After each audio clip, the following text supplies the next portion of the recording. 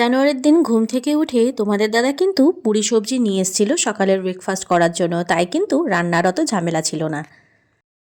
আজকে কি happy new year.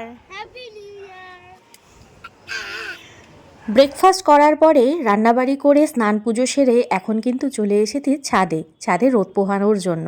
আজকে কিন্তু বেশ ঠান্ডা লাগছিল, আর ছাদে এসেই দেখো ভাই বোনরা সবাই মিলে কিন্তু খেলাধুলা করছে।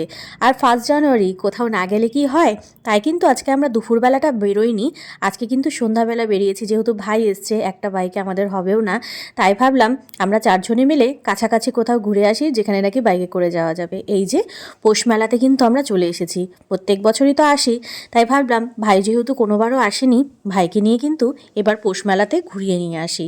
আর ভেতরে যাওয়ার আগেই টিকিট কাটতে হচ্ছে। আর এখানে দেখো কতটা ভিড়, এসেই কিন্তু দেখলাম পৌষ মেলাতে খুব সুন্দর অনুষ্ঠান হচ্ছে, আর এই ছোট ছোট বাচ্চাগুলো খুব সুন্দর কিন্তু নাচানাচি করছে। তবে পৌষ মেলায় এসে এবার একটা জিনিস চোখে পড়লো, পিঠে পুলির দোকান কম, মানে অন্যান্য ভ্যারাইটিস জিনিসই কিন্তু বেশি। তারপরেই কিন্তু আমরা মেন মেলাতে প্রবেশ করলাম। আর সত্যি কথা বলতে নিউ ইয়ার উপলক্ষে আজকে এতটা ভিড় ছিল যে পা রাখার কিন্তু জায়গা ছিল না।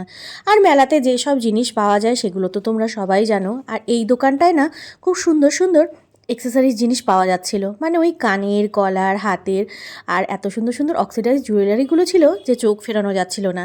আমি এখন নিজের জন্য সেভাবে কোনো জুয়েলারি কিনি না, কেননা ইচ্ছেই করে না এখন নিজের পেছনে কিছু করতে।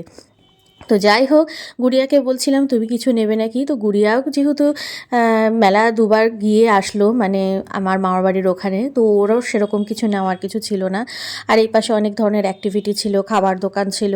তো আমরা আজকে যেহেতু বাইরে খাওয়া দাওয়া করবো, তাই ভাবলাম মেলাতে এখন আর বেকার খেয়ে লাভ নেই, কেননা বাচ্চা কাচ্চাগুলো যদি মেলার খাবার এখনই খেয়ে নেয় তাহলে কিন্তু পেট ভরে যাবে। তাই কিন্তু আমরা হালকা পাতলা কিছু স্ন্যাক্স কিনে নিলাম, যেমন এখানে নিয়ে নিলাম লঙ্কার বড়া, তারপরে নিয়েছিলাম ধনিয়া পাতার বড়া, খুব সুন্দর মতন কিন্তু এখানে ভাত ছিল। তো যাই হোক, ওগুলো খাচ্ছিলাম আর বসে বসে কিন্তু এখানে প্রোগ্রাম দেখছিলাম। অনেক লোক কিন্তু এখানে এসে প্রোগ্রাম দেখছিল। আর মেলার ভেতরে এতটা ভিড়, ওর জন্য কিন্তু খুব একটা ঘুরিনি, শুধুমাত্র গোপুর জন্য একটা ভালো দেখে সোয়েটার কিনেছিলাম, সেটা কিনেই কিন্তু এখন আমরা এখানে বসে আছি। আর তারপরেই কিন্তু রাত্রি 9টা বাজার সঙ্গে সঙ্গে আমরা চলে আসলাম রেস্টুরেন্টে খাওয়ার জন্য। এই যে সবাই মিলে কিন্তু বসে পড়েছি।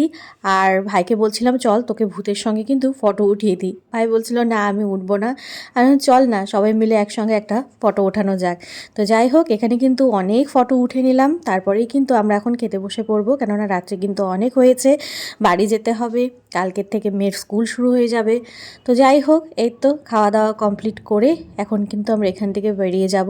আর তোমরা কিভাবে নিউ ইয়ার সেলিব্রেট করলে সেটা কিন্তু অবশ্যই আমাকে জানিও। জানি ব্লগগুলো দিতে অনেকটা লেট হয়ে যাচ্ছে, কিন্তু সময়ের অভাবে সেভাবে কিছু দিতে পারলাম না। তো এই তো আমাদের কিন্তু খাবারও চলে এসেছে, এবার কিন্তু খাওয়া দাওয়া কমপ্লিট করে আমরা বাড়িতে চলে যাব। তো সবাই ভালো থেকো, কেমন লাগলো ব্লগটা অবশ্যই জানিও কিন্তু।